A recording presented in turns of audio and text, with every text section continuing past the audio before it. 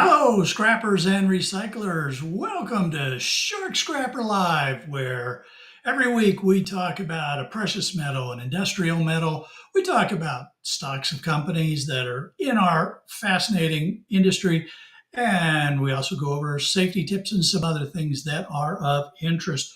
Welcome. It is great to have you here on this last broadcast before Christmas. I hope all of you have your Christmas shopping done. If you take part in Christmas, that is, of course. Well, I tell you what, we've had a really weird change of weather here. We had started getting really warm, and then all of a sudden we got cold again. So it is now in the 20s here. So it really feels like winter. We're not going to get any snow. It's not going to be a white Christmas, but it's going to be a cold Christmas, and that makes it a lot more fun. All righty. Well, let's see. Let's say hello to a few folks that have already gotten in. Truck fan, welcome here. David Philly, Roger at CU Scrapping. Great to have everybody here. Let's see who else we got. Everybody's saying hello to you. JR Cat. Awesome to have everybody here right now. We will not see Scrapping Irish today. His company Christmas party or holiday party is going on, so we will not be heading across the pond at the end of this one. And we're going to take our time and sort of chew through some things here while we have the extra time, if we need to. Let's see. We got any questions going up here from anybody? No, most folks are just saying hello and happy holidays and stuff. Of course, Truck Fan wants to know if there's any bloopers because that's his big thing. He always likes to ask about bloopers, and he had a blooper. So a Truck Fan says he had a blooper from he filmed an elevator in slow mo. Interesting. All right. Okay.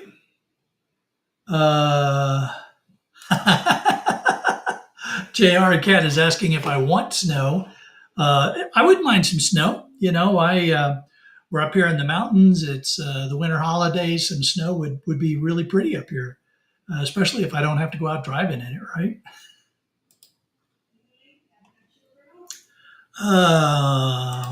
Homer's Reluctant Odyssey. Welcome to the show. Just finished scrapping out a stack of X-ray cassettes. Oh, interesting. I'd like to see those if you wouldn't mind sending me a picture. Brizzy Boy is in the house from down under. Welcome, Brizzy. Great to have you here, man. And E-Waste Mike is here. How's it going, Mike? How you feeling, bud? How's that hand of yours from where you smashed it? Let's see. Electronic Scrappers in the house. Welcome, Electronic Scrapper. Great to have you here. All right. Well, let us then get right into our first discussion of the day, and that is our precious metal. We're going to be talking gold today. We love gold. Here is the one day, which not a whole lot of activity going on. Let's just get to the week. So we can see for the week we had, this is the one I want right here. So we can see that we kind of dove down a little bit, had a really steep drop off, climb back out. Now we're climbing back up yet again. Gold has, been on a really interesting ride here for a while now. Let's zoom out. Yeah, let's go ahead and take a look out at the month. We can see that we were up here in the 2720s. Got a little bit higher up here, 2724. We're falling back down and climbing back up. For the 6-month period, overall trended up, but here's this bouncing around going on here. For the year, overall climbing up, good year for gold. That's why prices have been so good for our scrap e-waste, and that's what we really like to see is the prices for our scrap e-waste. So with that in mind, let's think about what's going to happen here as we get near the end of the when we get to the end of the year. We start getting into January, and markets start really getting into going, and our scrap yards start opening up. So let's go back here to the 6 month. Let's bring up our candlesticks.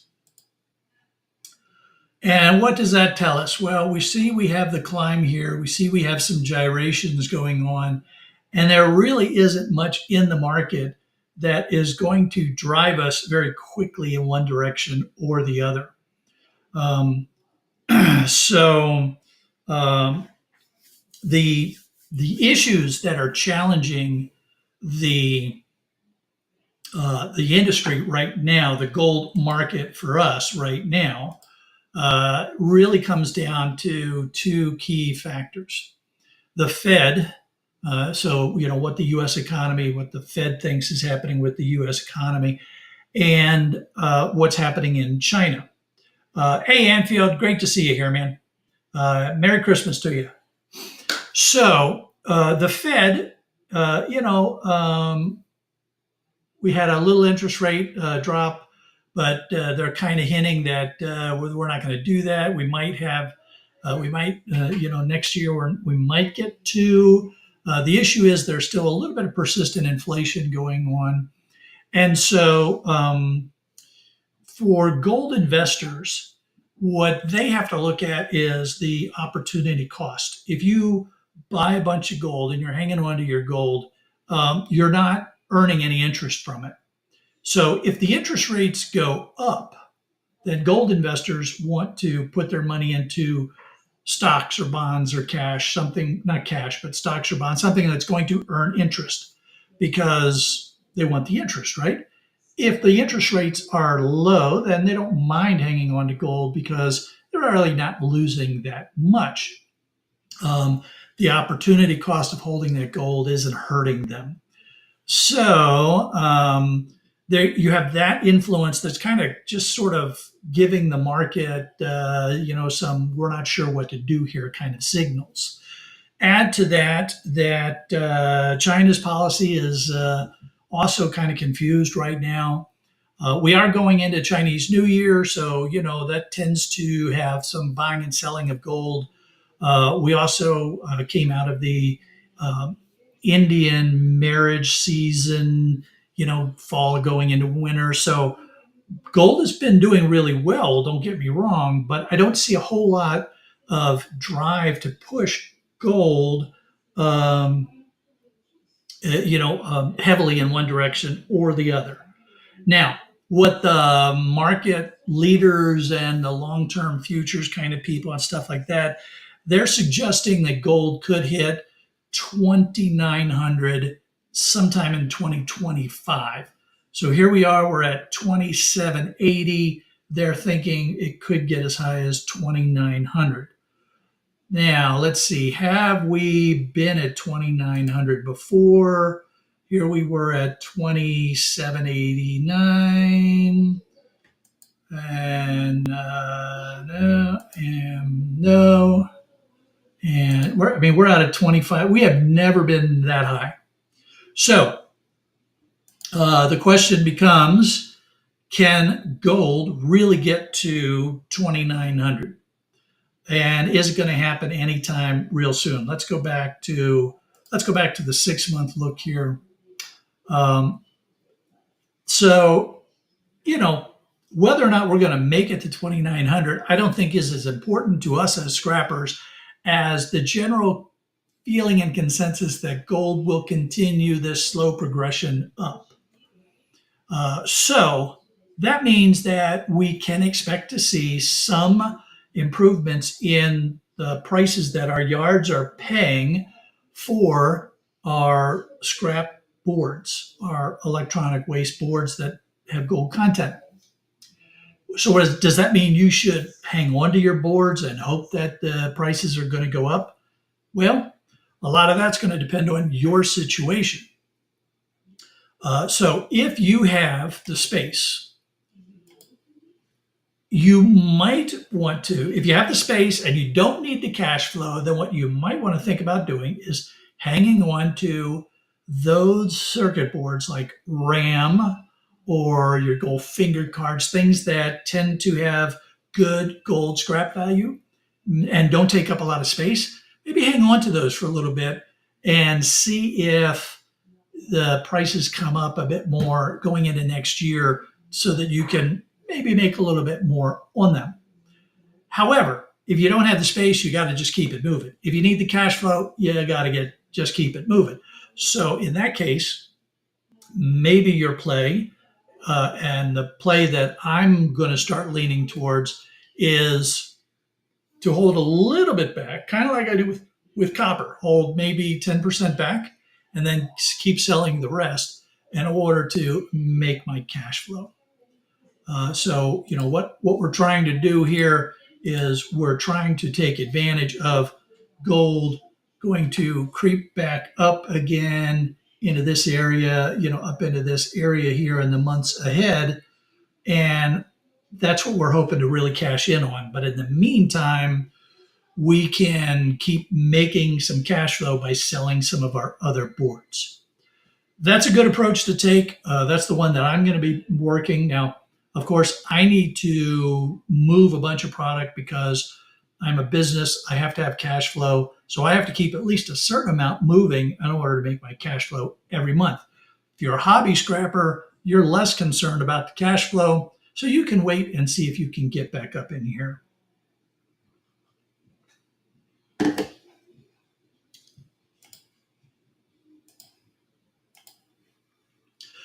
Well, what are you all going to do with your gold and your circuit boards? Are you buying, you holding, you selling? Let's see what comments folks have come up with here on gold or just in general. Let's see. Hey, yeah, Mike.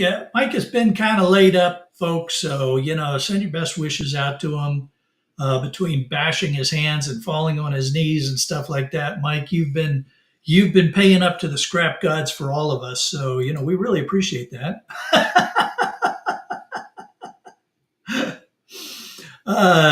J.R. Cat says that he bought gold this week, 4 dozen.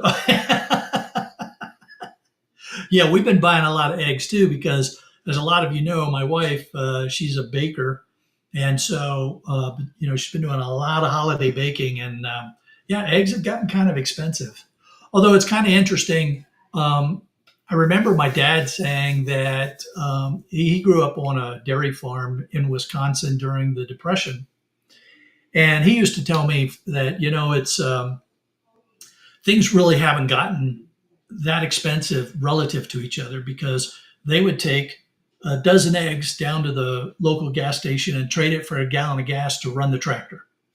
And if you think about it, you could take a dozen eggs down to the gas station and trade it for a gallon of gas.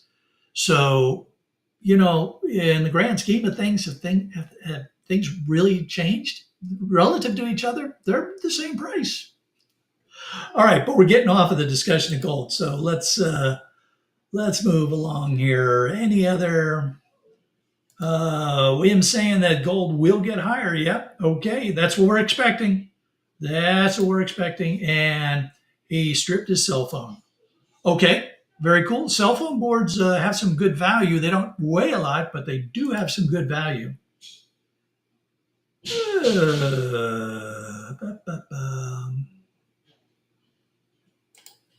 Roger is saying that he could use the cash in space, but still sitting on a little over 300 pounds of high telecom. Holy cow! Roger, that's a lot of high telecom, man. You're going to have a nice payday there. Yeah, man. 300 pounds of telecom high? Awesome, dude. Let's see.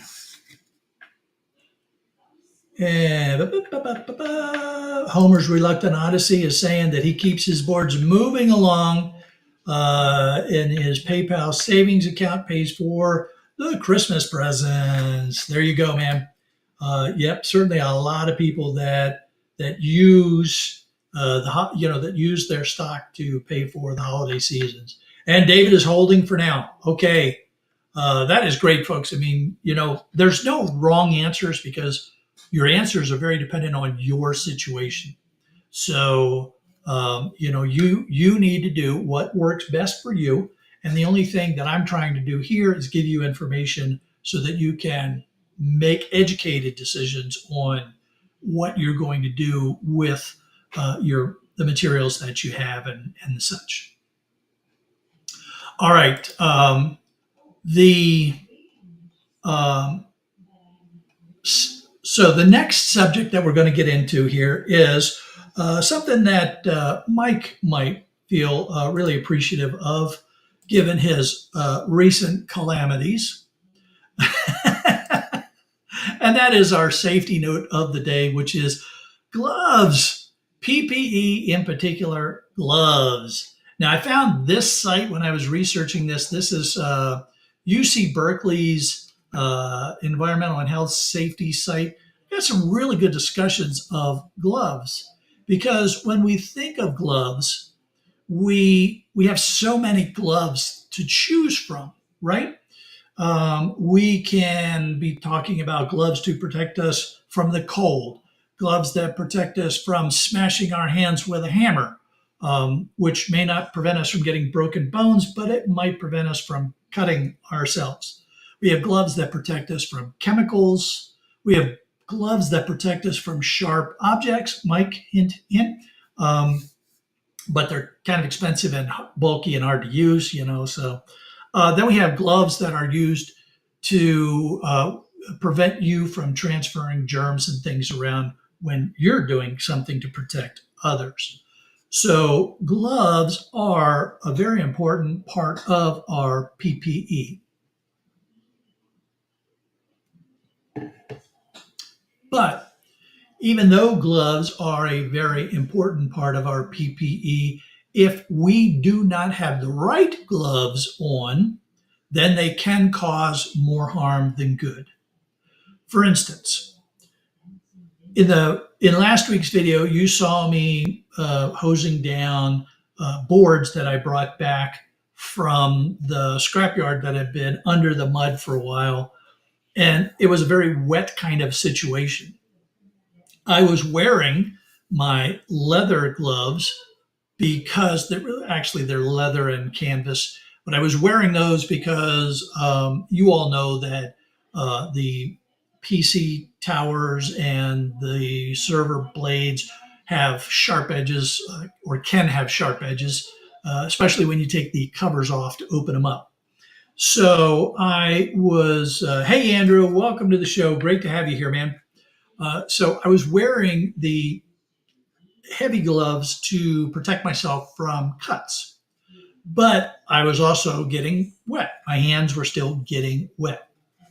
And I wasn't worried about that wetness, that any bacteria or, nasty getting through the glove and onto my hands, because, it was just, it was mud and stuff. And I know that there's some concern that maybe all of the mud and the muck and stuff that was in the flooding product had dried and, could have become a problem. But, because it had been dried for a few weeks before I got it, I wasn't worried about creating any kind of hazardous situation from a wet standpoint.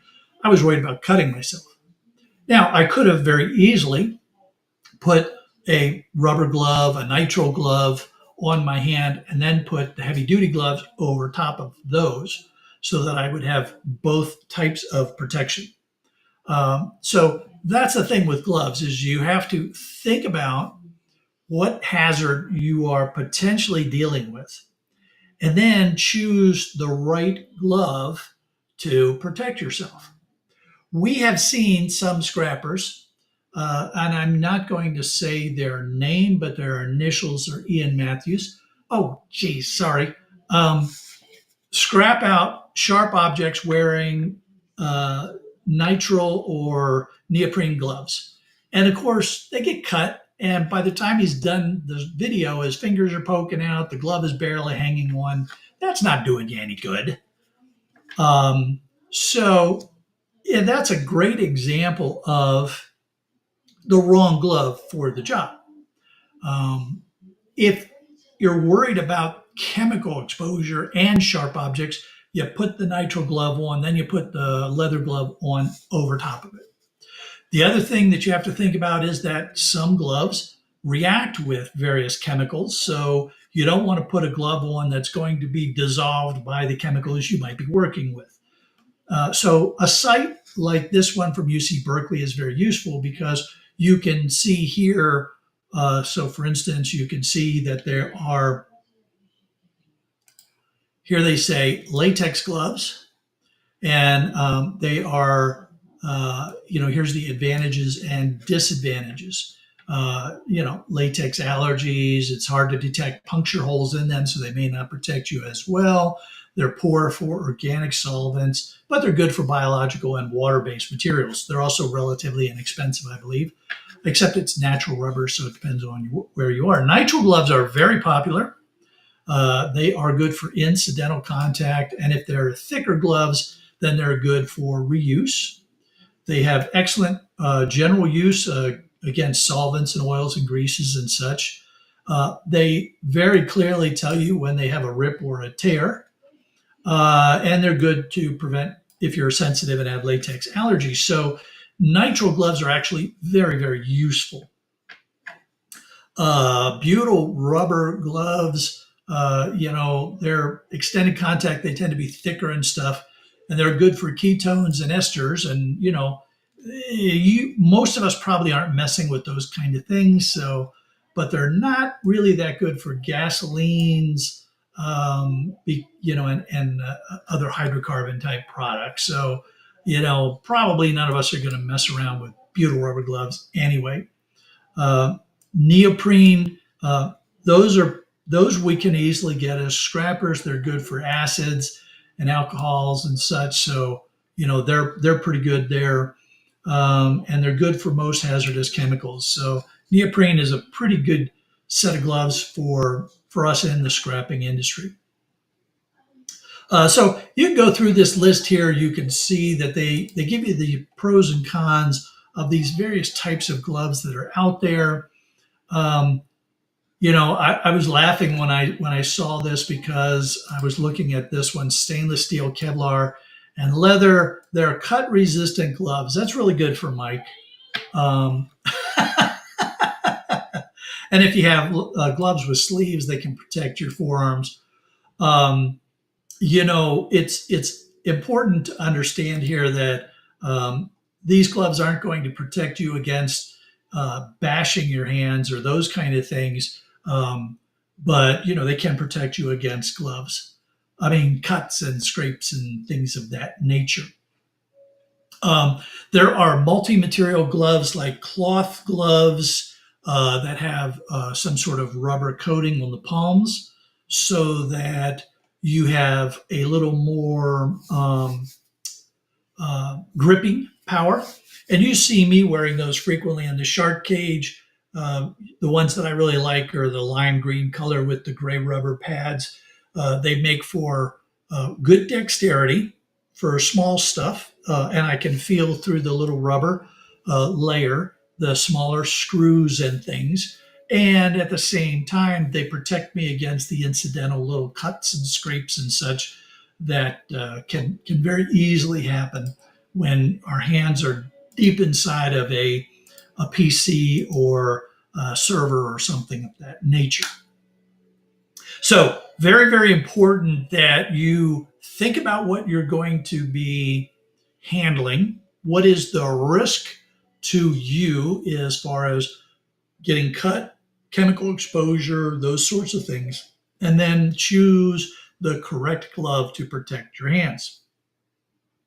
I know that there's a lot of people out, a lot of scrappers out there that say, I don't like wearing gloves. I can't feel things right. It's too hard to hold on to stuff. Yes, I don't disagree with that. But the more you wear the gloves, the more you get used to that feel and you can get past the ability to hold and feel things and understand what you're doing. you'll see me. I frequently wear the gloves. I don't always wear gloves when I'm scrapping in the shark cage, but I do frequently have them on to protect myself against the little scrapes and cuts and stuff that can come out of it. So really important that you look for those. Let's see. Richard is asking me about the gloves. Let me see. I'll tell you what. Hang on. Let me see real quick. I'm going to go over here and I'm going to see if I can find them real quick for you. We go to one of our favorite places, Amazon.com, and let's see here.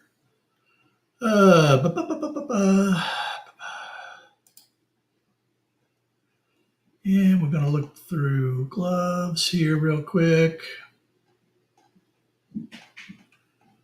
And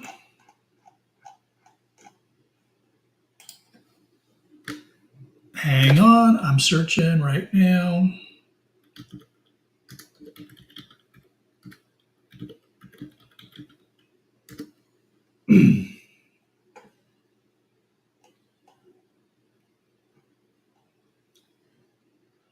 I'm looking to see if I can find the gloves that I like to use the most. There's plenty of gloves here. There's no shortage of gloves available on Amazon. Let's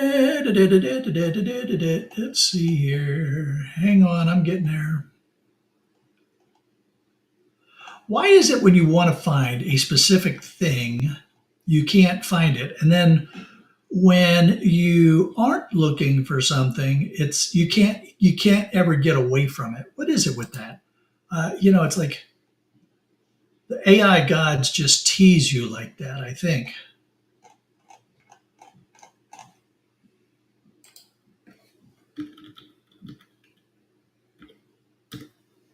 And let's try this.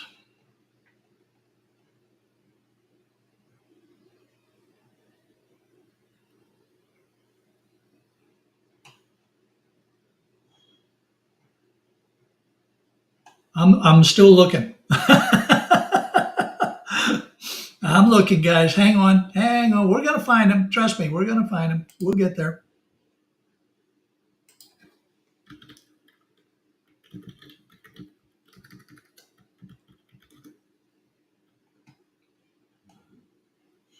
Okay.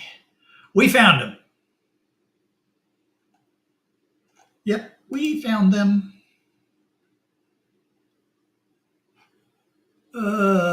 That's not exactly them. Let's see if I can find the exact ones.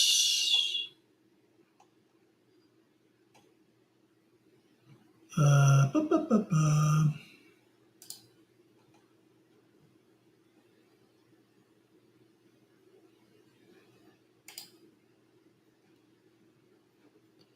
All right, here we go.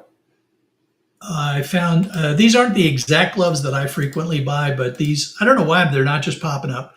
But what you see here are it's a cloth kind of glove, and it's got a rubberized palm. Now, the reason that I like these is because they're very flexible with my hands, and yet the rubberized part still gives me the the friction that I need to be able to pick things up and feel the stuff that I'm trying to feel through. The ones that I use, I've used these yellow ones before. That's no problem. You can see they come in a variety of colors here. What I also like about these gloves is that they, as you can see, you can use your phone while you have the gloves on. Now, some gloves are so thick that your phones won't pick up your fingers when you try to use your phone. So that's another thing that I like about these gloves. Now, that means that my screen can get kind of messy sometimes, so you need to watch out for that. But that's not too bad. Uh, but that's the kind of glove that I'm talking about there, to give you an idea. Um, those gloves tend to be really useful for small work in the shop. All right, let's see. Let's see here. We're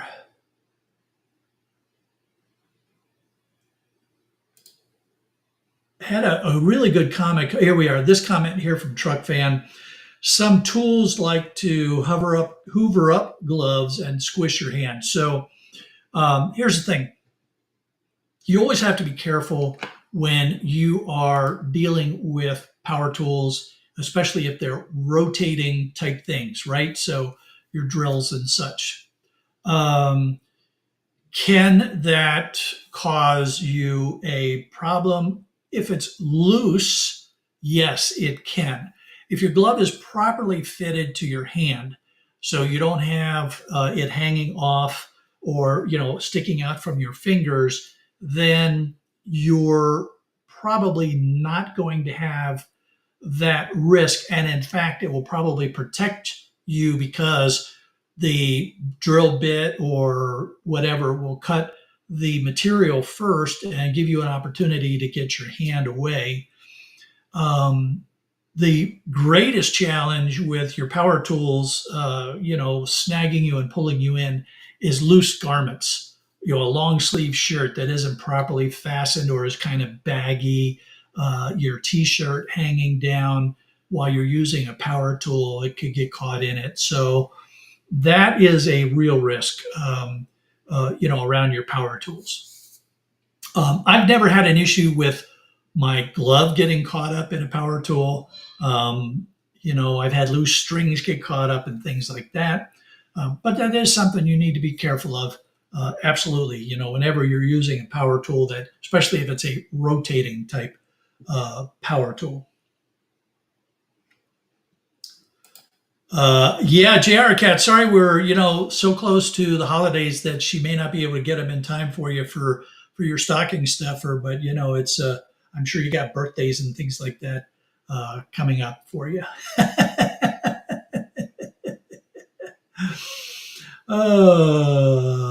Let's see.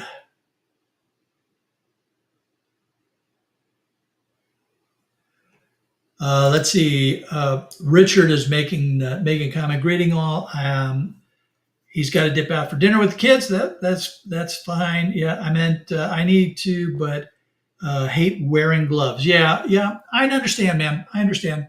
And you wind up getting a lot of cuts. I get it. Some people just don't like wearing gloves, and you end up with the risk of getting cut. So. Simon Keltmaster, great to have you here. Welcome. Philip, welcome. Great to have you here as well. Um,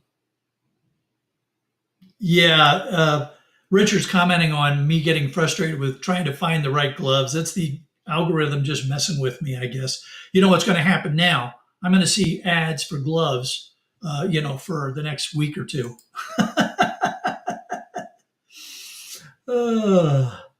Yeah, Roger, you're right. I just need to add them there as my favorites, right? Because I buy them. So yeah. Um, and Mike is saying that yeah, he likes to feed his grinder. Yeah, but Mike, feeding your grinder raw meat off of your hand, that's not such a good idea, man. Well, I think we've had a really good discussion of gloves, different kinds of gloves, and the reality of, some people like them, some people don't. Um, I urge you to wear gloves whenever you can but use the right kind of gloves so that you're protecting yourself. Our next subject is another one of our favorites. This is our world of copper. We love copper. I don't know what it is, why copper is just such a thing for scrappers. But boy, howdy, do we love talking about copper and finding copper and scrapping copper. I've heard some people call it red gold, which, yeah, I don't like to make up these little kitschy names for things. Copper is copper, and I like copper. Don't get me wrong, and it's a very important metal in industry, and therefore a very important metal for uh, recycling. Let's get our candlesticks going here. Boy, when we look at this, this is the 1 week. So we're 1 week, and every one of these candlesticks is 15 minutes. And what you see is a lot of red. And that just, copper was dropping all week. If we look at the month, here we're looking at the month. We had a little bit of a climb out here, maxed out where December 12, and then we started falling back off again. If we look at the 6 month window for copper, we see we've been up here at 4.7. We dropped down. We're back up here at 4. We're back down again. We just haven't had a great run here for copper. Here we are for the year, and we climbed all the way up to 520 something, and now we've been falling back down, falling back down. We're trying to climb back out again. But let me show you something here. This is important to pay attention to. Look at what's happening with the peaks. The peaks are all dropping, and we've got the bottoms climbing. So we're getting into a period of what's going on with copper. Lots of up and down going on in here. If we look at the 5 year trend for copper, here we are. Let's see. Yeah, that's what I want. We see that copper is. Oops, that's not what I wanted to do. There we go. And there we go. If we look at our 5 year trend for copper, we kind of got this. We can't seem to break above this area here that's in the 5+ kind of range here. So it looks like we're always gonna end up being capped somewhere in that 5 range. But what is kind of nice is that we see these bottoms keep climbing, so it doesn't crash. It hasn't been crashing on us as bad when you look at it from the long-term perspective. Long term, we keep building a higher low into our thinking. So what should we expect here? Let's go back to the 6 month window, and let's think about copper now from our perspective as scrappers, and what kind of stuff should we be looking at? Well, just like with gold, there's two big influences and a big unknown. One of the big influences that is out there is the Fed with fewer rate cuts, because that's going to influence whether or not industry picks up things, the investments that get made that require the use of copper and such. There's uncertainty in China. If China doesn't get their economy back up and going strong again, they're not going to consume a lot of copper because they're the number one copper consumer. So we've got that copper issue going on, the consumption factor in China. And then we have this third unknown out there, and that is the potential for tariffs with the incoming US administration, and the possibility of an international trade war over tariffs. Now, we don't know if that's going to happen for sure. The incoming administration has certainly made a big deal about tariffs. They campaigned on tariffs, and nobody wins a tariff trade war. It could drive the world economy into ugly places if it happens. So we just have to wait and see on that one. None of us, are going to be able to understand that until it happens. So what does that mean for us as recyclers, and what's going on in copper, and the kind of things that we should be paying attention to. Um, we we really can't expect to see a whole lot change. I mean, nothing huge one way or the other. So that's a good and a bad, right? The good is it shouldn't get, if we go back here, um, the good news is that we shouldn't see copper much below, this four-ish dollar range. And actually, these bottoms here have in the 6 month period have kind of been getting up there. So will we see, so hopefully we don't see copper getting, too much below the $4 range kind of thing. The bad news is we also don't expect to see the tops of copper going real high because the copper peaks are also coming down. So don't expect to see copper prices getting really good anytime, in the course of our year here. So you're going to be kind of, we're kind of like range bound, if you will. We're going to see, you go to your scrap yard, you're going to see it go up a little, go down a little. But you're not going to see any huge changes. So what that really suggests to us as recyclers is keep your copper moving. That's the best advice that I can give you right now. Those of you that have been with me for a while, you know that I like to hang on to a little bit of my copper. I call that my strategic reserve. And let's see if I can demonstrate why. If we come over here, if we look at the 5 year on copper, we see that we're up in this almost $5 range. And so what I like to do with my strategic reserve of copper, I hang on to about 10% of my higher grade copper. When I see copper start to push into that $5, the high fours going up to five, I'll go in and sell some because I know that that's usually where we start meeting some resistance. It's not going to get that much higher than it. It's a good time to sell and get my best return on it.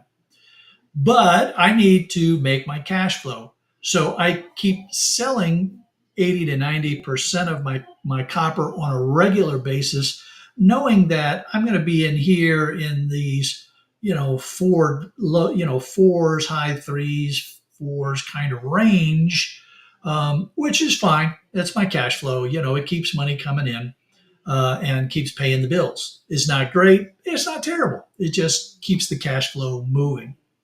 So that's why I follow this principle of holding 10% back and selling the 90% on a regular basis. And yes, I do, go in and sell my strategic reserve when I see copper pushing into these high fours and fives and low fives, because I just never expected to get much more than that. So that's my perspective on what I do with copper. Now, of course, my situation is somewhat changed now because I am so focused on electronic waste, electronic scrap, that I'm not out there getting the big knocking copper things like I did when I was doing HVACs and plumbing kind of stuff. I still get copper because we know there's a lot of copper that ends up inside of electronics. And of course, there's insulated copper wire. So I still get some copper. The insulated copper wire, I keep selling that as I get it. And then when I get those nice chunks of good high-end copper, say a heat sink or something of that nature, that's the kind of stuff that I'm going to be holding back. Now, I know that for most of you, you're into general kind of scrapping. So for you, you're getting nice number one copper pipe and stuff like that. So for you, your holdback might be some of that really nice number one copper, or maybe your Bear Bright. So those are good sources for your 10% holdback. Let's see what's going on with copper out there in the world of the commenters. Marlene Martins, welcome. Great to have you here. Ralph Morick has joined us. Ralph, great to have you here. Let's see, I thought there was somebody. Philip, I think I said hello to Philip already. Okay, I think I've got caught up with everybody. So let's see. JR Cat is saying 425 has been nice knowing you to my copper. 425 and you're selling. All right. I got you there. Philip is saying, Philip is answering Marlene's question about copper here, £5 a kilo here in West Wales. And you know what? I'm glad that you provided that, because usually that question gets answered during Scrapping Irish's live stream, and he's not going to be up today. So I'm glad that was I'm glad that you provided that for folks. Let's see. Any other copper? So, Marlene, I believe that you are saying hello from Portugal. That's really cool. Welcome. Great to have you here. I love the fact that we get people from all over the world coming in and having and joining us. That's so cool. Let's see. Roger just took a look. He said he's got 200 pounds for the end of the year. Bear Bright, number 1 and number 2 for $725. Awesome, dude. That is very, very cool. So you're doing pretty good. You're going to have a good start to the year, Roger, with your high telecom and your copper. So, but I know you need the cash flow too, because you're leasing a space there, and so you need to meet your cash flow as well. Let's see. We'll see if anybody else comes in with some more comments about what they're doing with copper. All right. Let's see. Do you believe in 2025 January 6 prices on metal will change? So I'm not quite sure why you're picking January 6 prices on metal will change, unless what you're thinking about is the incoming administration doing tariffs. And so, the incoming administration, they campaigned on tariffs, and so it's going to be really hard for them to not do tariffs, even though it doesn't make any sense. And so many economists have come in and said that tariffs are a bad idea, that it's going to be an issue. So Will's saying, yeah, that's what he's talking about. Here's the thing. The incoming administration campaigned on tariffs. They heavily. And even though a lot of economists have said that tariffs are a bad thing, it's going to just create this tariff war, and it's the consumer that ends up getting hurt when that happens. I think it's going to be hard for them to not do something with tariffs. Now, they may play some games about tariffs, but I think they came in so heavy on tariffs that they're going to end up doing it, and that's going to be rough. It's going to be some rough times. Now, I suppose they could just back way off on tariffs and say, oops, never mind, that's not really what we meant, or something like that. Unfortunately, you're asking me to comment on decisions that I have no influence on and are well outside of my scope. Like most of the world, we're kind of just stuck here waiting to see what the new administration does, and then we're going to have to adjust accordingly. So that's why I think for most of us, the best we can do is to keep our scrap moving and have a little bit of reserve on hand, and then just buckle our seatbelts for what it looks like as the new administration comes in and deal with the churn as it develops. Scorpion Metals, welcome to the show. Great to have you here. Scorpion Metal says that he is listening while he works. Great to have you here, man. Good conversation about copper. While I was researching copper this week, there were a few other notes that I thought was kind of interesting. So, for instance, Peru is saying that they expect their output to remain flat in 2025, and they are the third largest producer in the world at 2.8 million tons. So, with Chile and the Democratic Republic of Congo being one and two.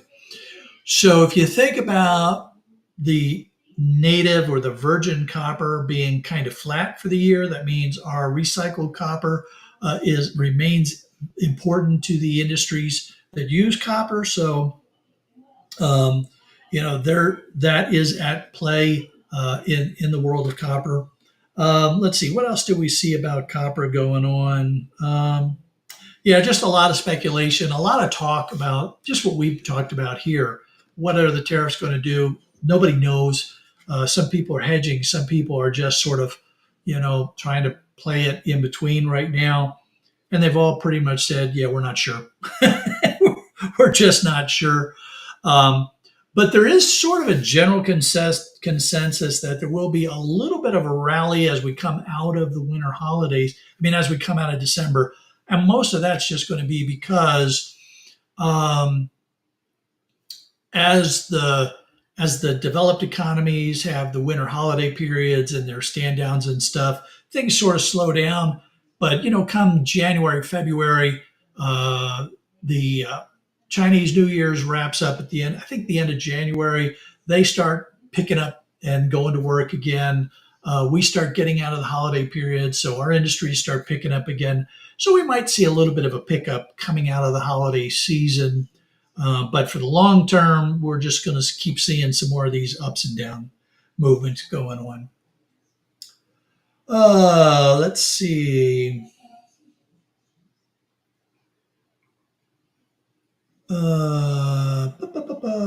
Truck fan is saying that he's got a feeling that tariffs will make one hell of a mess. Um, you know, um, the reality is nobody wins a tariff war. Historically, tariffs have never done the global economy any good. Just go back and look through history. Yeah, it's going to create a bit of an issue. And, unfortunately, those of us that are much lower on the food chain, we just have to hang on for the ride and do the best we can while it's playing out. I like to refer to that as, and please don't anybody take this the wrong way, but when the elephants are dancing, it's best for the mice to just stay out of the way.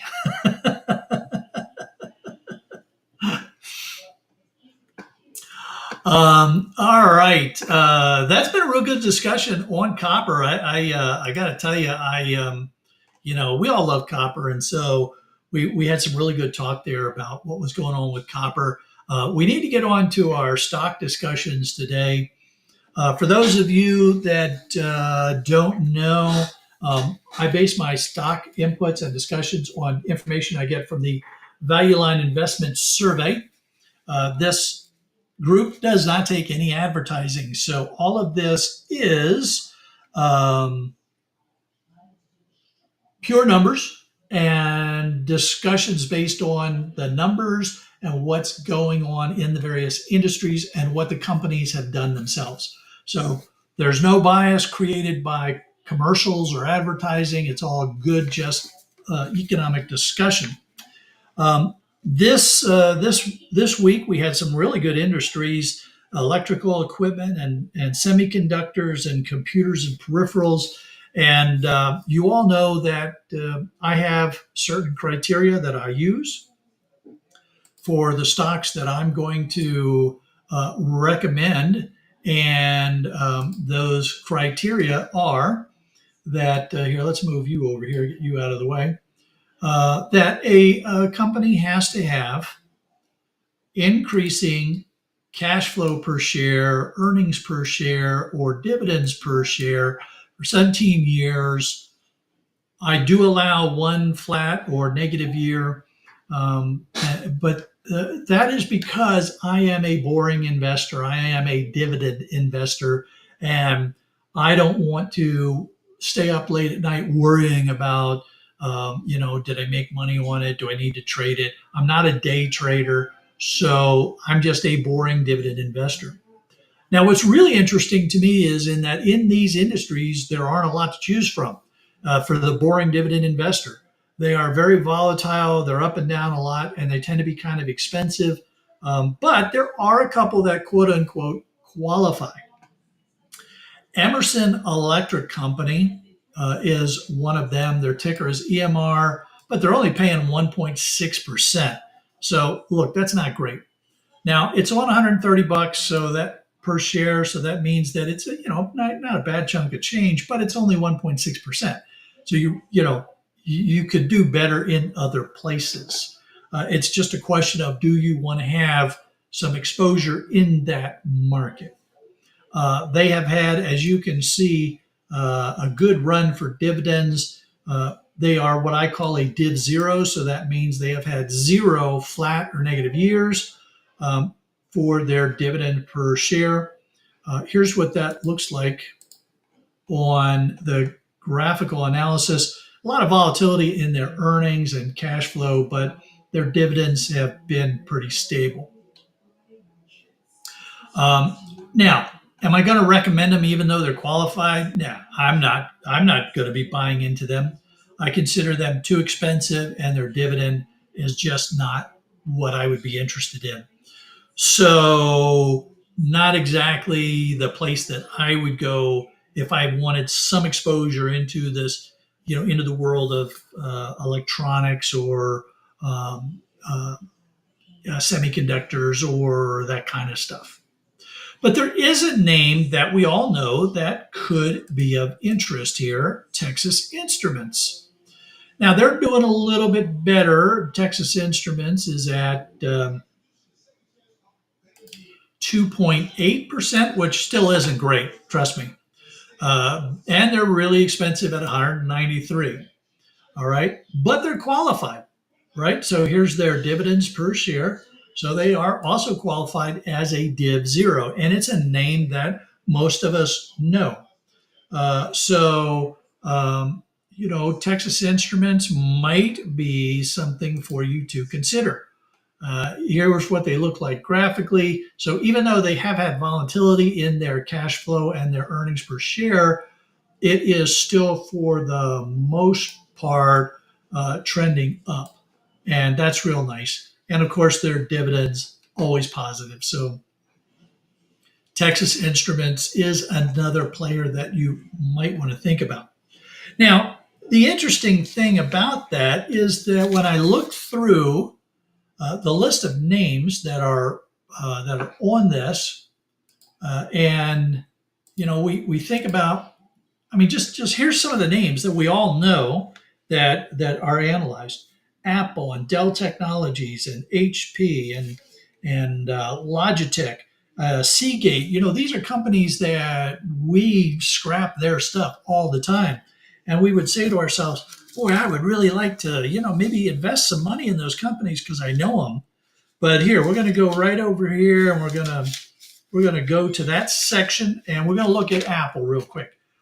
Apple, their dividend is 0.4, but that's on a share price of 246.75. And you know what? They're not qualified for any of the categories.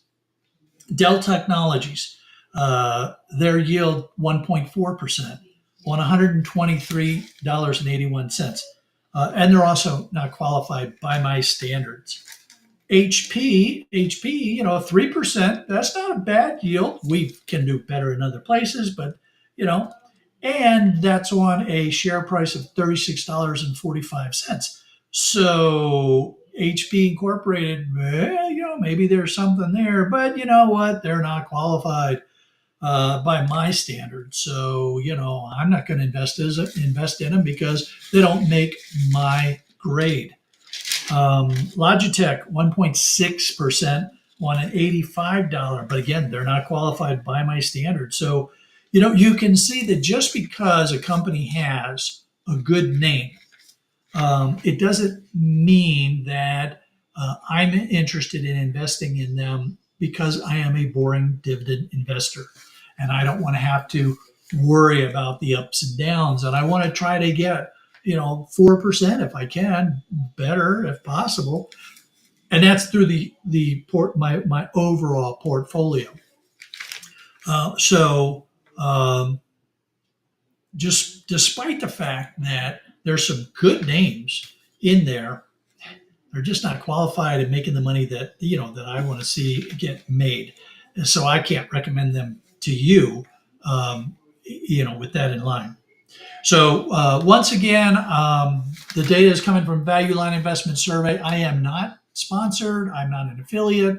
But hey, Value Line, if you want to talk about it, I'd be interested in talking to you.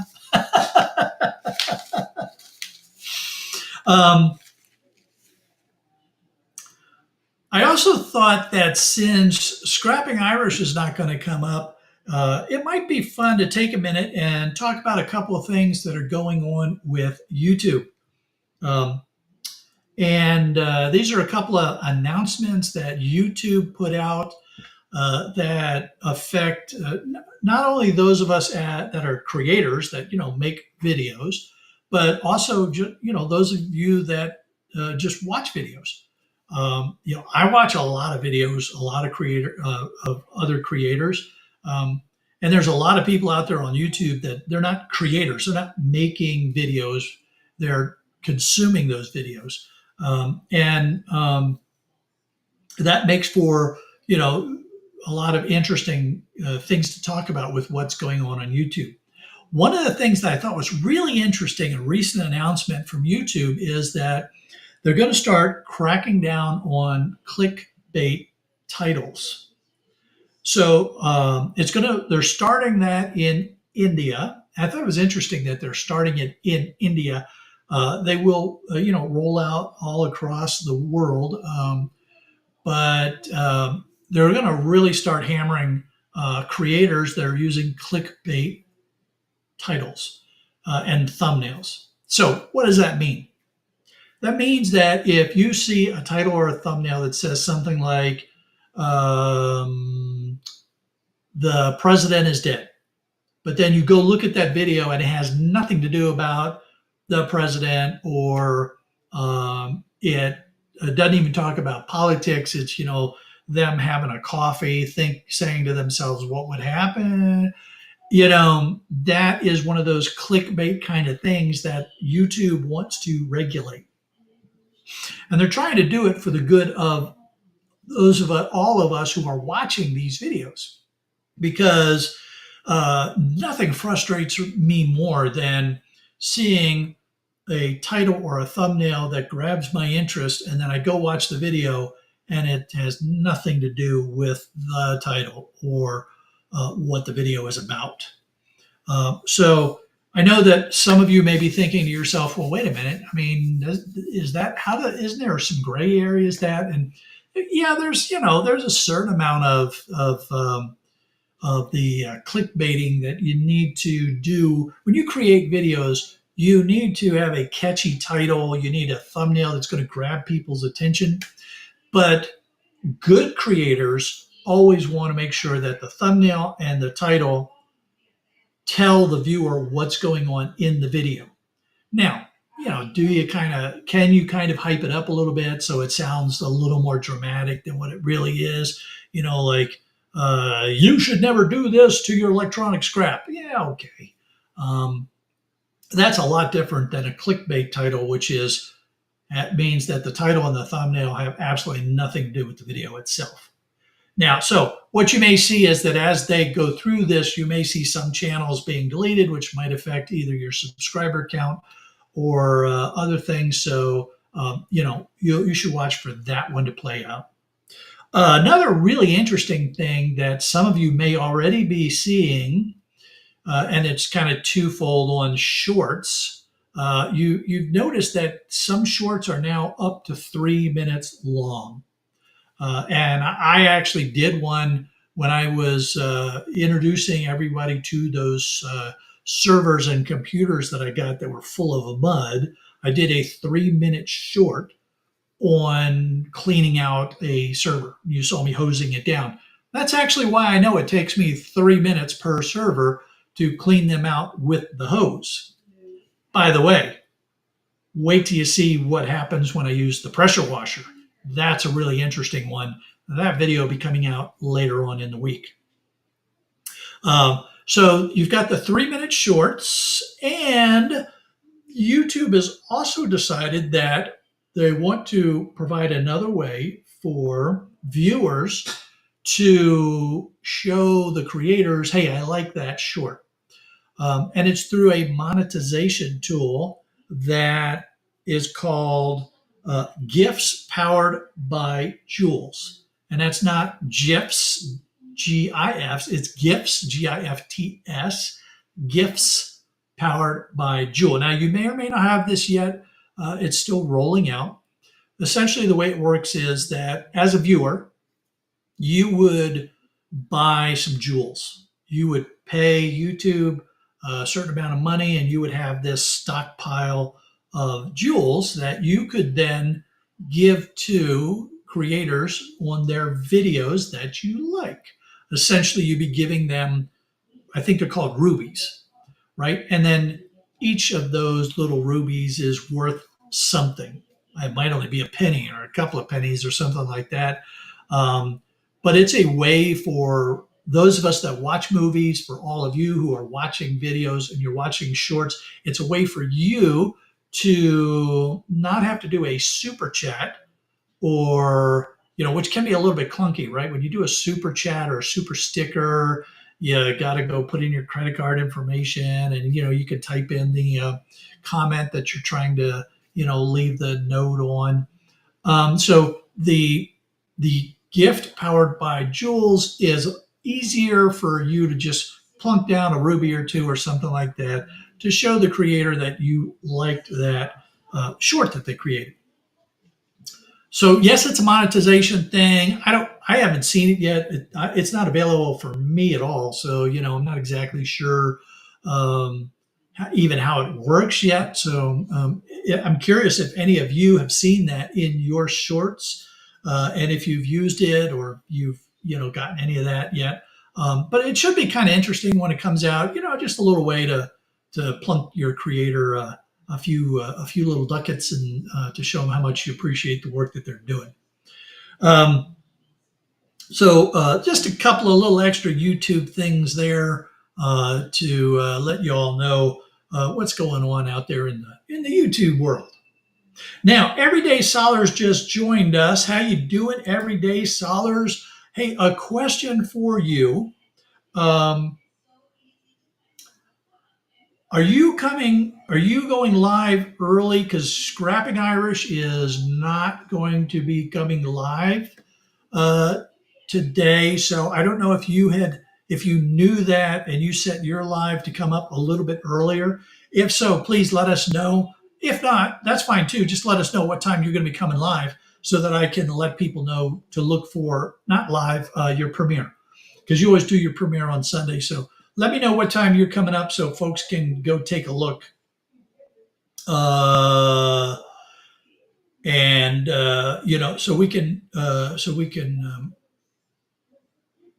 make sure folks get over there. Patrick says he gets a lot of jewels on the games that he plays. Okay. Let's see. Folks are saying hello to Everyday Solars. E-Waste Mike said that he just checked on his shorts and there were 2 small rubies in there. Hey, very cool, man. Isn't that cool? So some folks threw some rubies at Mike. That is very cool. Let's see. Everyday Solars is saying that she did not realize that Irish was not going live, so she's scheduled for 9:15 as usual. Okay. All right. Very cool. So what? That's another 65, another hour, a little over an hour from now. I don't know, Solars, if you want to or can push that up a little bit, but there'll be a break then between my live stream and going over to Everyday Sellers. Oh, folks saying hi. Yeah, that's UK time, by the way, everybody. 9:15 over in the UK. All right, let's see. Mr. Matthews is joining us. I was bad mouthing you early, Ian, about your use of gloves, the wrong kind of gloves. So if you want to go back and look at that, I'm just going to admit it right up front, man. I was using your name in vain.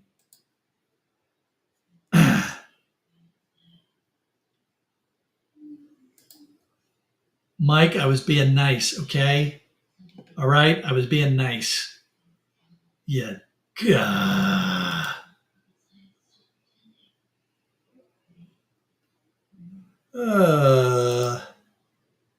Hey, Solers, yeah, go ahead and push it up if you want. I'm going to be wrapping up here in a while, and let's see. Yeah, and what time am I going to wrap up? Well, we're going to see what kind of questions I get. I'm going to open up to a little Q&A here, and we'll see if you want to push yours up, say, another half hour or something like that, so there's not as much of a gap. You can do that. Just tell you what, push yours up as much as you're comfortable with, and I will plan to wrap up here in time to make sure folks get over there to yours. Oh, let's see here.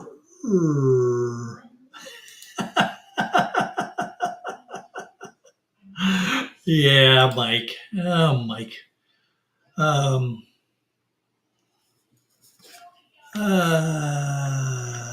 Okay. Ian says I have a Lord of the Rings series going on tonight with his daughter. Oh, okay, doing a little binge watching.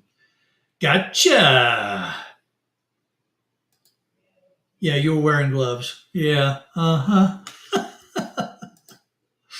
Oh man. All right. So Everyday Solar says she's going to go for 8:45. All right. So that's a half hour from now? About a half hour from now. So what kind of Q&A do we have? Let's see if we can do a little Q&A before we end it up and send everybody over to Solars. And Solars, I'm sorry, I don't know if I can. You know what? While I'm waiting for the Q&A to come in, I wonder if I can set the redirect here. Let's see if I can do this.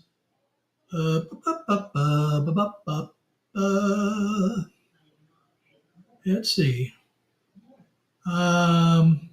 Not exactly sure.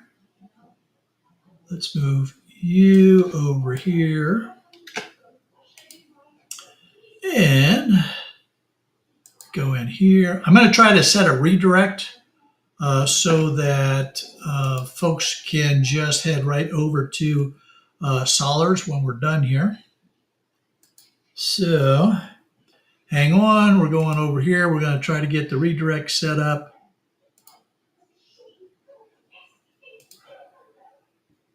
And it looks like I was able to do that. So what that means is that when we do wrap up here after our Q&A,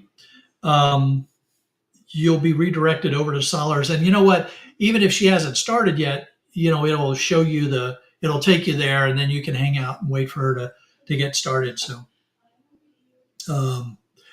let's see what kind of Q&A kind of stuff is going on here.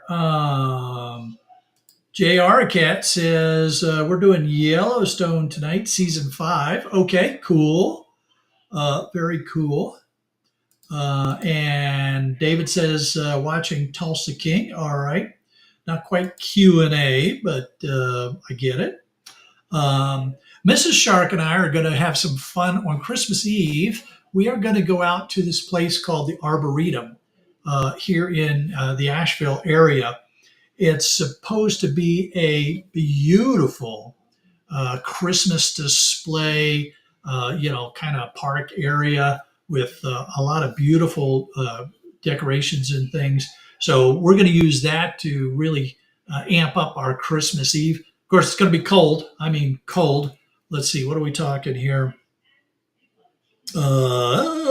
Nope, that's not the one I want. I don't want that one either. I want this one. So we're talking mid 20s, mid 20s. So yeah, that's going to be a bit chilly, mid 20s, high 20s when we go to see it. But hey, it's winter and we're in the mountains and it's supposed to be cold. And, we'll be able to bundle up and everything and it'll feel real Christmassy. And it doesn't matter that we're not going to have any snow. But it'll be fun to go out and see all of the beautiful decorations and stuff at the Arboretum. Now, there's another place here in Asheville that we are not going to. It's Biltmore. Some of you that know about the Asheville, North Carolina area, you've heard about Biltmore and the Biltmore estate itself. That thing is very, very expensive to go see Christmas at. I mean, holy cow. I'm going to have to save up next year. If I'd known it was so expensive, I would have started saving up and kind of used that as a present for Mrs. Shark. But yeah, they charge a lot of money to go see the Biltmore in its Christmas regalia. So that's going to have to be for next year. Let's see. Ian is saying that high 20s is 2 t-shirt weather. Yeah. Let's see. Mike is saying 26 here. Yep. Cold. Yep. Roger, what's the temperature there, man? If you're still with us, not sure if you're still with us or not. And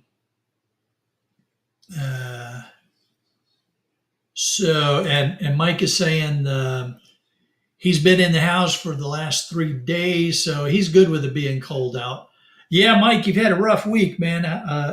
How you doing? You want to let us know how you're doing here? Whatever you feel comfortable sharing, man. But man, you've certainly had a rough week.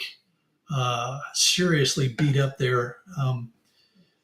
So hopefully things are going well. All right, so Everyday Solars is saying that she got it sorted and it'll be just under 30 minutes. So we're gonna see if we can keep going here and keep everybody occupied for another 30 minutes or so until we can then just send everybody over to, in this case, the United Kingdom to join Everyday Solars. Mike is saying that his leg is trashed. Oh, dude, man. I am very sorry to hear that, dude. Is it from when you fell on your knee, or is this something else, or more of the usual stuff that's going on there? Hopefully it's not your knee, but anything is rough. I mean, I deal with the knee stuff all the time. My knees are in bad shape. I've got serious arthritis in both knees. And we're trying the shots in the knees in order to avoid or delay surgery. But yeah, the doctor said that there's no getting around it. I'm going to have my knees replaced, and it's just a question of when it hurts so bad that I can't take the pain anymore. So right now we're doing steroid injections, and at some point we might move into hyaluronic acid injections. So we are really trying to put off knee surgery as long as we possibly can, because that's not any fun at all. All right, so let's see. Mike commented that his leg is trashed, but he's got. Ian is saying, but he's got Earl to keep him warm, which Mike is agreeing to. It's always good to have a cat or a dog. Mostly a dog. I'm not a cat person, but they can help keep you nice and comfortable and warm and stuff. So, yeah, Solars, the knees are in bad shape, and I've known about it for a long time. The pain just keeps growing, and eventually the pain will get to the point where I got to have it operated on. It's just what we do. We eventually got to deal with it. So let's see. Mike is filling us in here a bit more. When he fell, It's from when he was fell. It was going good, but now my leg is hard as a rock and stiff. He can walk, but it's really tough. Oh man. Um, yeah, man. Hopefully that you can work that out, um, and hopefully it's nothing really serious. Maybe it's just maybe you just need to get rested up really well. Are you icing it or alternating between ice and warmth or something like that? Maybe doing a little ibuprofen or something to help keep the inflammation down. Um, yeah, getting old sucks. It's funny. I joke around a lot about this subject because um, every now and then I'll hear, a preacher or somebody like that say, getting old sucks, but it's better than the alternative. And then I'll turn to them and I'll say, so what are you suggesting?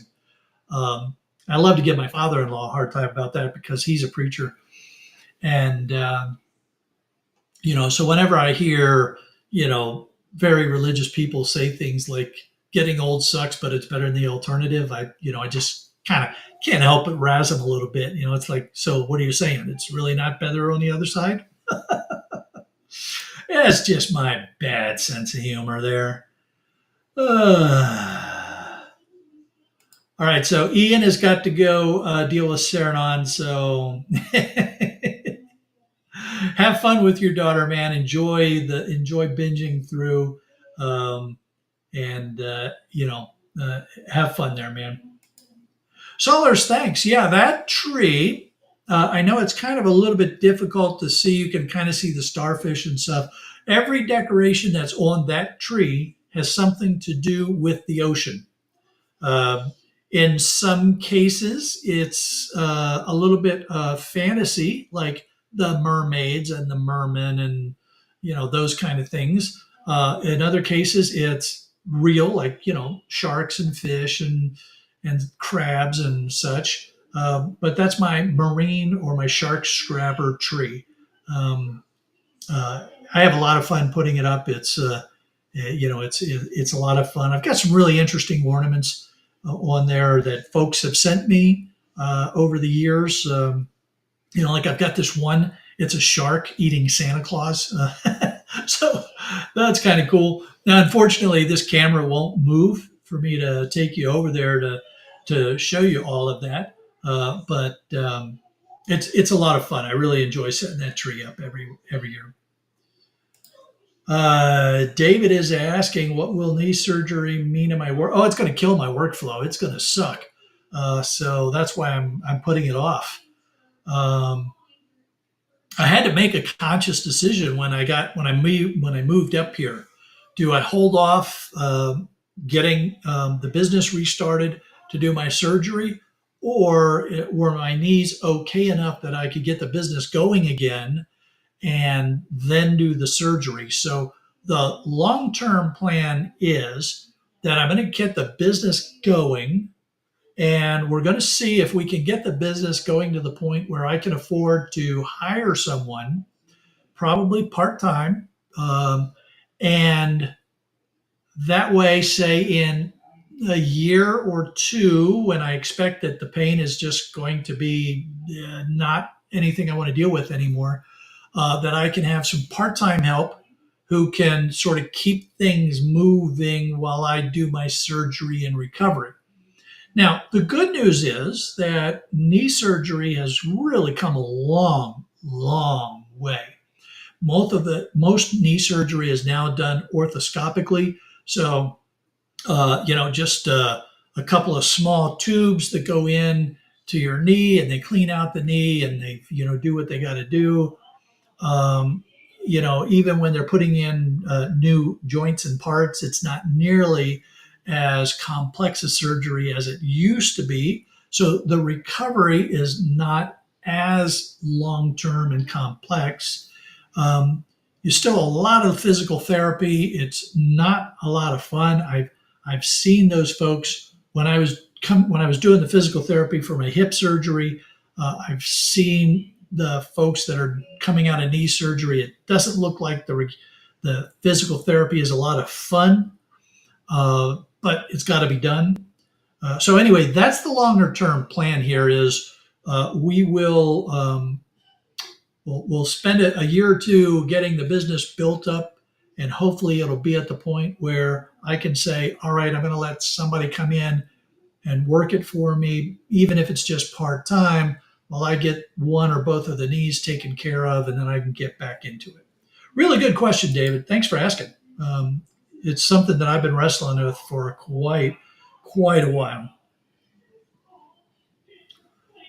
Let's see. Everyday Solar is saying, although my friend needed a knee replacement pretty young, and it's been so much better since. Sadly, they have a lifespan. Yes, absolutely, absolutely. And that's one of the things. Yeah, and that's one of the things that my doctor has told me is that despite my age, and I know that Mike loves to give me a hard time about how old I am, I'm still pretty young. And if I get a knee replacement now, I'm probably going to have it done again at some point. So the longer we can put it off, the better it's going to be in the long run.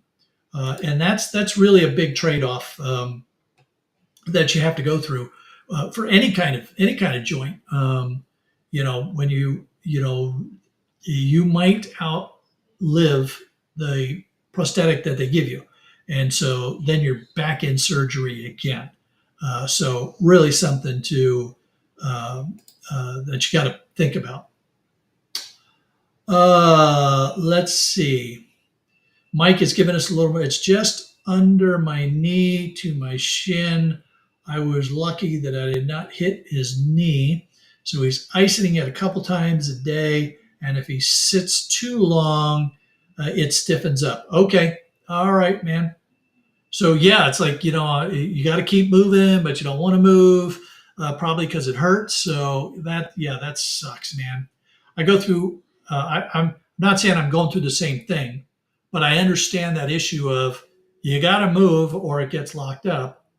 But then when you move, it hurts. So yeah, frustrating, very, very frustrating, man.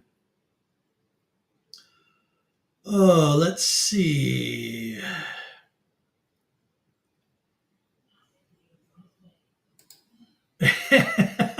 My wife tells me to act my age, and I tell her, I don't know, I've never been this old before.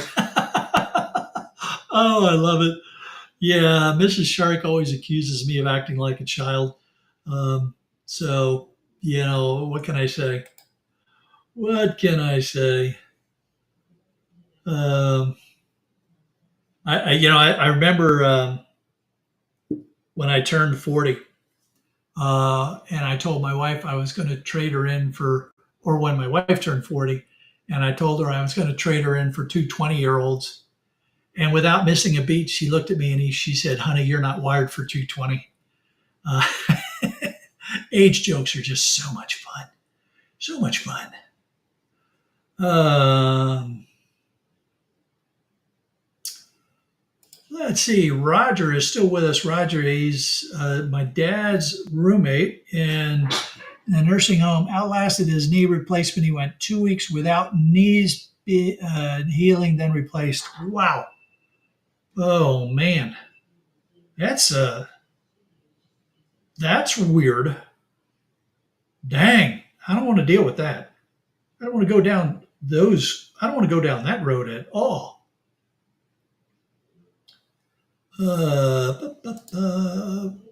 Yeah, Roger's been here. He's been working. He's been working.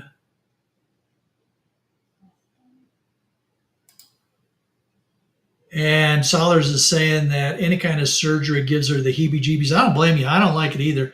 It's one of those things where I've only done the surgeries that I've done because I had no choice. My eyes were so bad that I was going blind, or I risked blindness, so I had to have my eyes operated on. My hips had gotten to the point where I couldn't walk without debilitating pain medication. So I had to have my hips done. surgery is always, should always be your last resort. And good doctors will, they'll counsel you in that direction. So, really, really important that we think about that. Surgery is not fun. You never. Anytime you're going under the knife, there's risks involved, and certainly the older we get, the more risks there are involved. So yeah, it's always good if you can put off surgery on anything if you can. But sometimes you don't have any choice, right? Um, yeah, Jr. Cat, I can guarantee you that's not going to happen. That is never, ever going to happen. Oh, man. Oh, my gracious.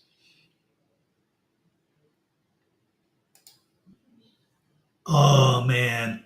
Yeah, must be the vodka. Must be the vodka.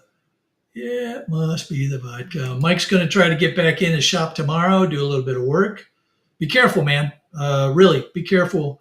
You know, as you're moving around and stuff, just take it really slow. And especially when you do any twisting that might aggravate your knee, especially if you're holding or carrying stuff, just be really, really careful. But when you get in there tomorrow, uh, yeah, real good question. Everyday Solars. So Christmas Eve, Mrs. Shark and I are going to go see a really beautiful Christmas light display that they have here in the Asheville area at the Arboretum. Um, it should be really nice. It's going to be cold, but it should be a really nice night, and it's a beautiful display.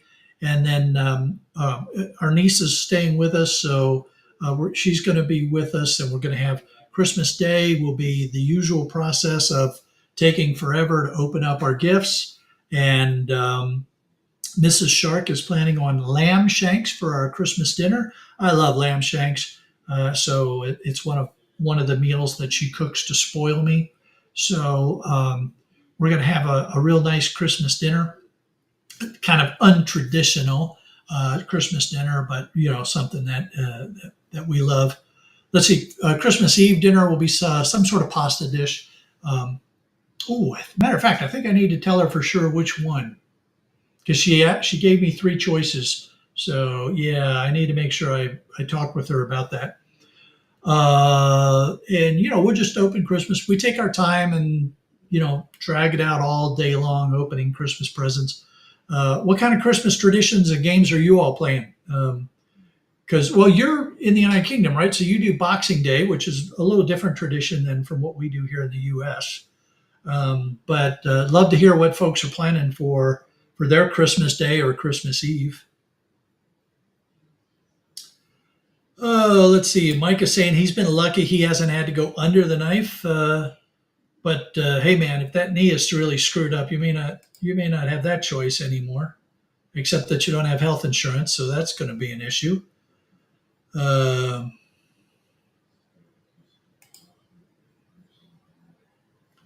so you're going to be coming up responding on your premiere tonight after you've had some drinkies, huh? Okay. uh,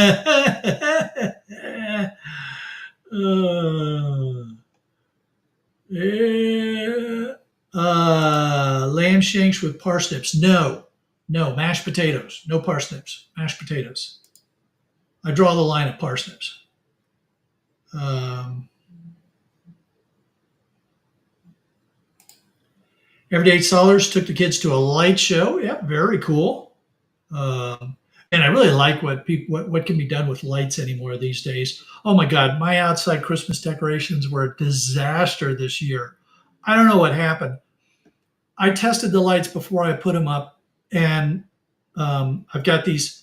This is the first time in this house, and so I'm still trying to figure out what I'm doing. And I tried to make like this outside Christmas tree kind of thing in the yard, and half of the lights died, like the second or third day. So then I had to take them all down, and you don't with these new LED lights, you don't try to replace the bulbs. That's a waste of time. So took them all down, replaced them with some backup strings that I had, tested them all again. Everything worked, put it all up. It all looked great. And after a few more days, they died again. So I don't know what's going on with the outdoor decorations this year, but my wife is just referring to it as our Charlie Brown Christmas decorations this year. It's been a freaking disaster. Mike's going to be working for Christmas. Yep, that's what Mike does on Christmas. Yeah, that's what Mike does all the time.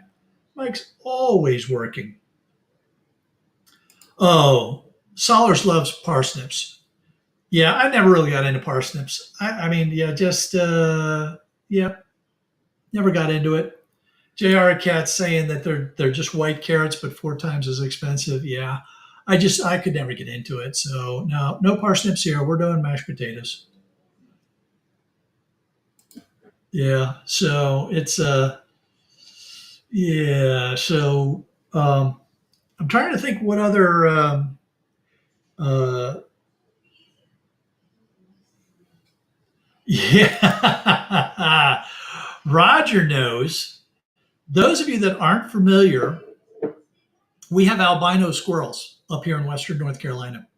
And I mean, it's a big thing. I mean, there are some folks that when they see a family of albino squirrels, they'll post it online, and people will drive to that location to see them. So it's it's like a really it's a thing here. So and they're white, they're albino squirrels. So it's really cool to when you see these squirrels, the white squirrels, and there's some areas where they're more prevalent than others.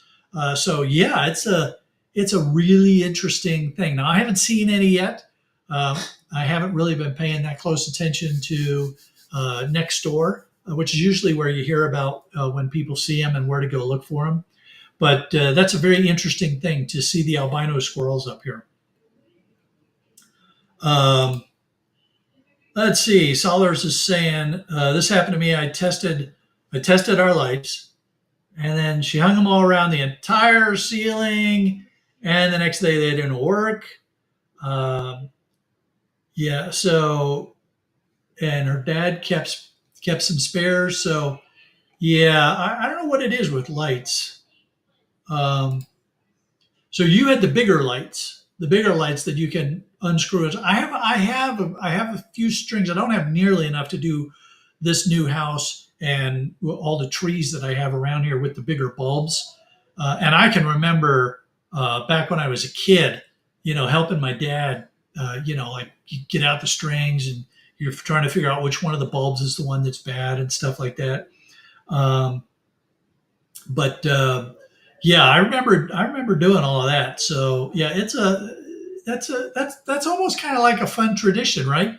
Trying to repair the bulbs. Of course, we don't do that anymore because you don't have the big incandescent bulbs anymore. Most times you got the tiny little LED bulbs, and you usually break them when you're trying to remove them, and then you cut yourself or something like that. So I don't even know why they give you spares for those things anymore. It's not like you can really uh, uh, try to fix the light string or anything. Oh yeah, oh yeah. Blame the typos on the nails. That's fine. Just go ahead and blame your typos on the nails. I know there's a lot of people here that are going to let you get away with that one. I'm not. I'm holding you accountable to those typos. I don't care how big and beautiful your fingernails are.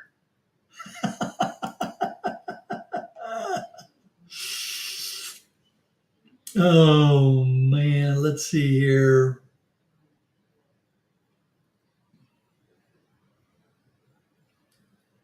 Philip, I'm sorry to hear that. Philip has had some had a bad year health wise. I hope 2025 is going to be better for you, man. He had some scrap done.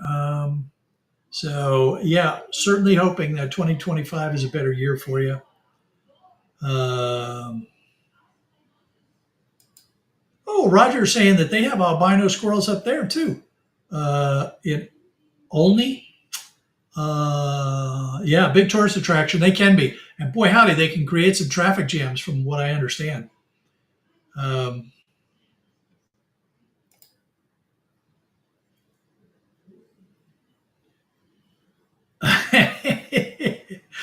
J.R. Cat, when we lived in Cape Cod, we would get chipmunks on the back porch all the time. It was really interesting. And chipmunks are just really cute things. Um, and so they'd get up there and they'd be, chewing on some nuts and stuff. And yeah, it's always fun to watch the chipmunks. They're really attractive. And chipmunks are just cuter than squirrels for some reason, right? They're cute. They got little, different fur stripes and stuff. So chipmunks are much cuter than squirrels.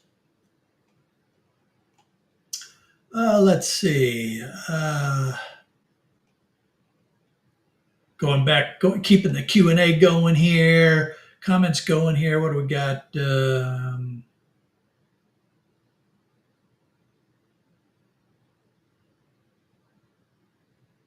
Uh,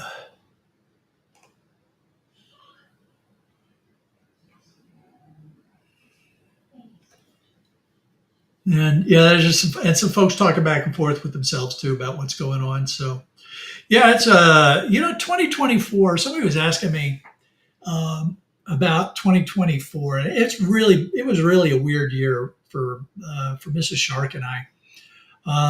We knew that moving up here to Western North Carolina was going to present some challenges. We had prepared ourselves for that. I mean, we were both. Her dad was an Air Force officer. My dad was Navy. Mrs. Shark and I, we were both career Navy ourselves. So we moved around a lot, both in the Navy and out of the Navy. So we knew that it was going to be a bit of a challenge, but you psych yourself up, you prepare for it. But oh man, it just got so weird this year moving up here. It's like there were a lot of things that went right. Selling our house in Florida went like that. I mean, and that actually kind of caused a little bit of our challenges because where we thought we were going to, where we had planned to be on the market for probably 2 or 3 months, we were only on the market for a couple of weeks when we got a very good cash offer. And so that really forced us to move much faster than we had planned. That meant when we got up here, we were stuck in a hotel for a long time waiting for our new house that we could, I mean, it's not a new house, but it's new to us, waiting to move in. And it's like it really kind of threw off the momentum. And then we got in this house and had some issues getting the furniture up here and getting stuff moved in. And then we had the hurricane. And of course, the hurricane just threw everything into chaos. Um, and with the damage that we had and the damage to the local community, just turned everything upside down. I spent a month and a half volunteering with the Red Cross, which really caused Shark Scrapper as a business to get pushed off for a long time. We're still not fully recovered. There's still a lot of repair work going on all around here, but we're kind of turning the corner and things are moving for a lot of people in the right direction. But there's still a bunch of people up here in Western North Carolina that they don't even have houses to live in because of all the damage. And so for them, it's been a terrible, terrible experience. And it's going to take them many, many months, if not years. And their recovery is going to be completely different. Um, so 2024 has just been a rough year, just a really rough year. So a lot of the folks that I've talked to and Mrs. Shark and I, we've said we're really hoping that 2025 is a better year because God help us if it's a worse year, because 24 is just really going in the tubes. I mean, it's going down in the books as being a rough year. Um, and it's weird because even in the years that I was deployed to combat zones or Mrs. Shark was deployed to combat zones, those years didn't seem as bad as this year, this 2024 that we've had to deal with. Um, so we're really looking forward to 2025 being a better year. And I hope it's going to be a better year for all of you out there as well. Because, yeah, it just seems like 2024 has been a rough year for folks. Rough year, I think, for a lot of folks. Um, yeah, David, 2025 has to be better. Just has to be better for everybody. Solars, I know you had some tough times there, um, uh, and we're really hoping that for everybody, not just ourselves, but for everybody, that 2025 is going to be a better year. Um, uh, so yeah, really, here's to a better 2025 for everybody. Um, and I don't know. Let's see. What do we got here? We've got. Um, I haven't even paid attention to the calendar. We have the 29th is so we'll have another live stream, one more live stream in this year. So we'll be able to talk more about what's going on for next year in our next live stream for sure. Um, yeah, Philip, it's been a bad year for so many people. Yeah, really rough year for a lot of folks. So I really hope that for everybody, I really hope that 2025 turns into a better year for them. Yeah, there's only so much that that are out there. Um, Okay, Solers, I know you got to go get ready. I'm going to be wrapping this up here pretty soon to send it over to you. In fact, you know what? I think this is a good time. I think that's a good comment, a good opportunity for us to get a wrap going here. I hope everybody has, if you celebrate Christmas, I hope you have a wonderful Christmas. Um, if you don't, and you say whatever Christmas or whatever winter holiday you celebrate, I hope that it's been good. I hope it will be good. And we have one more live stream before the New Year, so I'm gonna hold off wishing the Happy New Year's until the next live stream. Uh, in the meantime, um, Merry Christmas, Happy Boxing Day, Happy Hanukkah, whatever your winter holiday is. I hope it's a great one. We are going to head over the pond, but instead of going to Ireland, we're going to the United Kingdom. We're going to be joining Everyday Solars. It's not a live, it's a premiere, but she's going to be there responding to comments. So we'll see you all over in the United Kingdom. Have a good one and be safe.